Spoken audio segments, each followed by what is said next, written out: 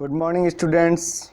Welcome to our live class session. Today I have taken second poem of our book Flamingo, which is an elementary school classroom in a slum. Its poet is Stephen Spender. Now let's come to the poem. Far, far from gusty waves, these children's faces, like rootless weeds, the hair torn round their pallor.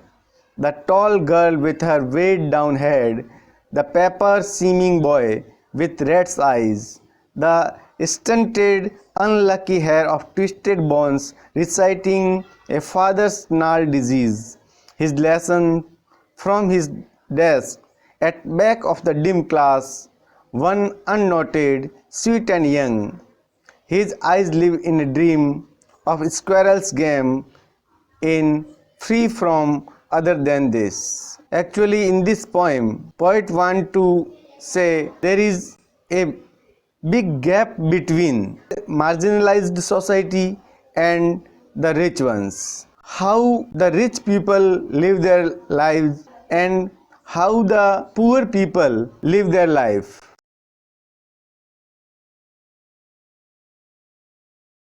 See, he wants to tell you about the poor society of the world, how they live in their slum areas, they are devoid of many things. And through this poem, he wants to introduce you with the slum areas of the world. Let's start our first stanza of the poem. Far, far from gusty waves, these children's faces, like rootless weeds, the hair torn round their pallor. Means the children of the slum areas live far, far from the real world. Their world is very far from the real world. They don't know what is going on in the modern world. They are living in their own world, and their faces, their body is totally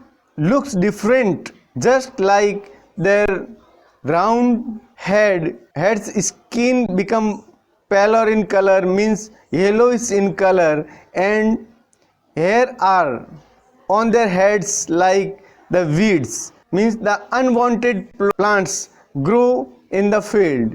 Just like that, their hairs grow on their heads and the color of their skin is faded away. They are yellowish in color, or we can say weak. The tall girl with her weighed down head, and poet also showing us a scene of a tall girl whose head was weighed down due to the burden and poverty. The paper-seeming boy with red's eyes, the stern unlucky hair of twisted bones, reciting a father's gnarled disease. Another scene poets want to show us that the paper-seeming boy with red's eyes, the boy who was very thin and just like a paper, means he was not nourished very well, and his hunger reflect from her eyes, and he was not well developed, and he is successor of twisted bones from his father. He is unfortunately reciting that, or we can say he is unfortunately or unluckily successor of his father's twisted bones. His father is suffering from a gnarled disease. In this disease, bones are twisted, and the boy don't want to the hair of this disease, but he is unfortunately carrying his father's disease. One unnoted, sweet and young, at back of the dim class, one unnoted, sweet and young, his eyes live in a dream of squirrel game in tree room other than this. Poet also showing us another scene. This is a scene of a classroom where a sweet and young boy sitting at the back of the class where light is very dim, and he has dreams in her eyes, sparkling dreams in her eyes, and he is playing his own game, and he is busy in playing a squirrel game, just like a squirrel play on the tree hall, and he is also playing in his own dreams, or we can say he is creating a dream of playing with his own. He is sitting in that room, but he is mentally absent from that class. He is physically present there, and he is creating his own classroom there. Now, second stanza. On sour cream walls, Donation's Shakespeare's head, cloudless at dawn, civilized dome riding all cities, build, flowery, tireless valley, open-handed map awarding the world its world. And yet, or for these children, these windows, not this map, their world, where all their futures painted with fog. A narrow street sealed in with a lead sky, far, far from rivers, caps, and stars of words. In the second stanza, poets want to say that the classroom wall are very sour cream walls, means very dirty. Its color is faded away, and they are looking very dirty. And in their classrooms, by the donations, Shakespeare's picture is given, or Shakespeare's picture is donated by someone, which is hung on that shore wall. And this Shakespeare picture has no importance for these students, because these students not taking interest in Shakespeare as well as in literature. So there is no use of Shakespeare's picture in the classroom. Cloudless at dawn, and another picture is also hanging on the shore wall, that is scene of a sky with a cloudless.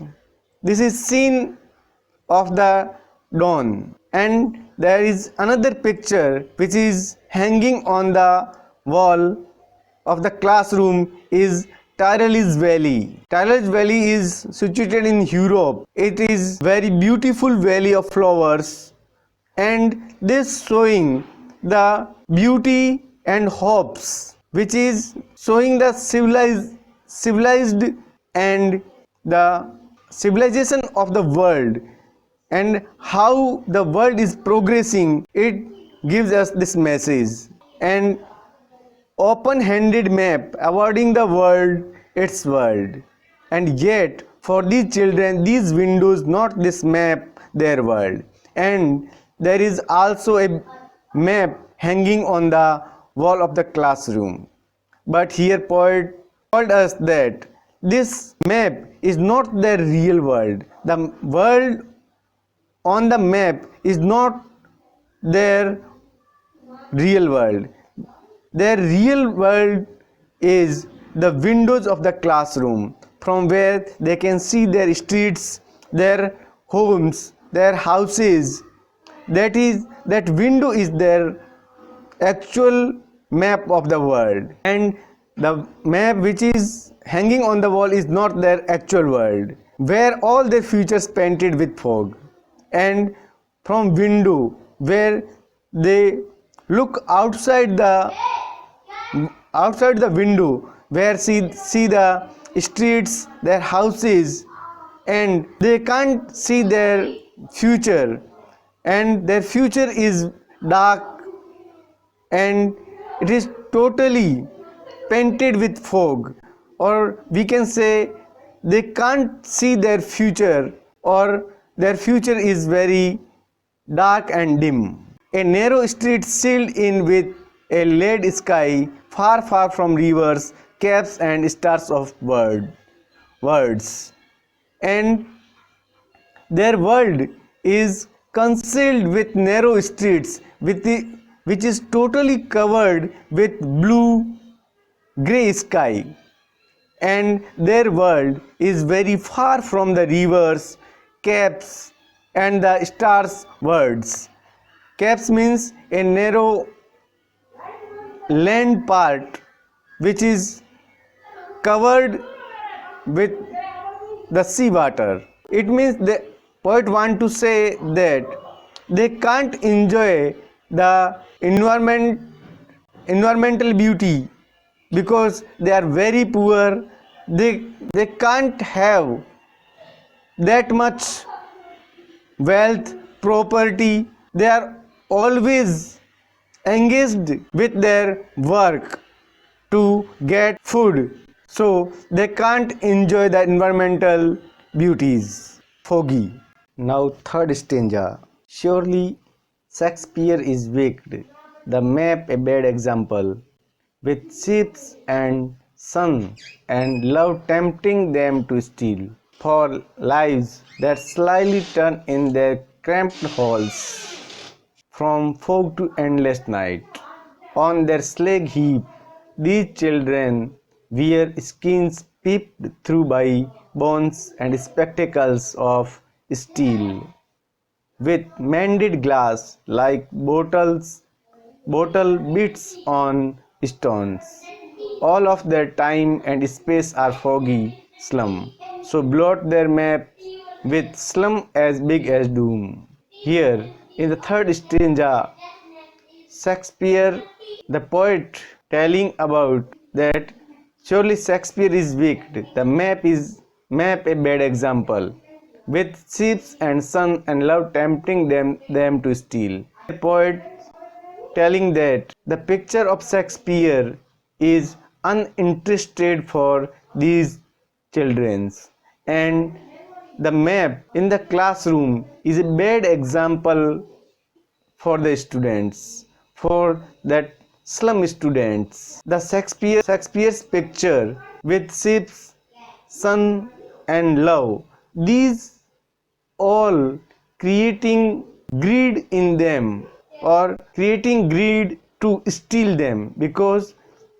these children cannot achieve all these things in a legal way, so they will try to achieve these things by stealing them, for lives that slyly turn in their cramped halls, from fog to endless night.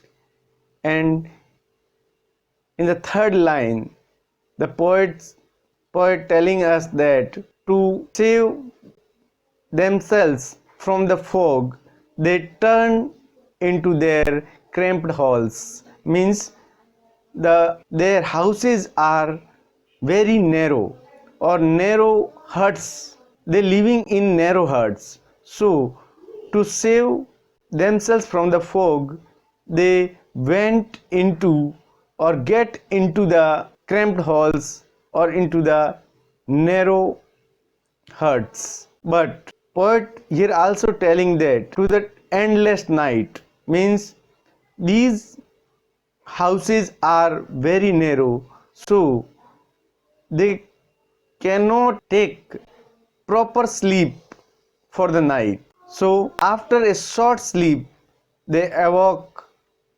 and waiting for the morning. So the night is passing very slowly, and it feels on their slag heap. These children wear skins peeped through by bones and spectacles of steel, with mended glass, like it is endless night, like bottles bits on stones. And here poet is creating another scene. The children of the slum areas are playing on the metal ashes heap, and they are looking, or looks like they wore a skin over their bones, and bones are trying to peep through their skin, and they wore the spectacles. Their frame is made up of steel, and glass is mended many times, and it is mended glass, and this glass is held together because there are many pieces of glasses are there, and that steel frame hold them together. All of their time and space are foggy slum, so blot their maps with slum as big as dunes. Their foggy slum or the slum streets or slum houses are their world, their country and their future. So here poet is appeals to the school teachers that the maps in the classrooms overlap with the big slum pictures. So these slum pictures will not create greed in them. And now the last stanza of the poem: unless governor, inspector, visitor, this map become their window, and these windows that shut upon their lives like catacombs. Break, oh break, open till they break the town, and show the children to green fields and make their world run azure on gold sands, and let their tongues run naked into books. The white and green leaves open, history theirs was, language is the sun.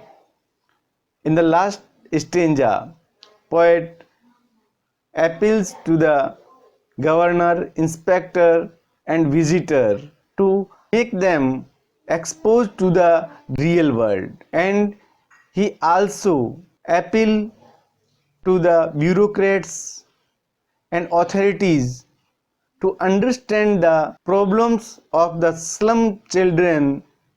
They are living a miserable life and they are shut upon their lives like a catacombs or graves. So he is requesting, break, oh break, open till they break the town, and he is appealing to the authorities, bureaucrats, and all the others to break their world and expose to the new world and give them amenities or facilities so they can improve their life, they can get good education, and show the children to green fields and make their world run azure on gold sands, and let their tongues run naked into books, the white and green leaves open. And he is also telling that show them the green fields, means exposed to the new world, and they can there feel like their own homes and make them to run in the world just like the water of the ocean run over the golden sands without any obstacle, and make them free to speak and without any hesitation. If you appreciate them, then they will break their obstacles and live a comfortable and good life. History theirs was, language is the sun. In the last line of the poem, poet tells us that if we have the knowledge or those have the knowledge, history is theirs and they can create a history. Thank you students. Learn this poem and give comment in the comment box and like and share the video. Thank you.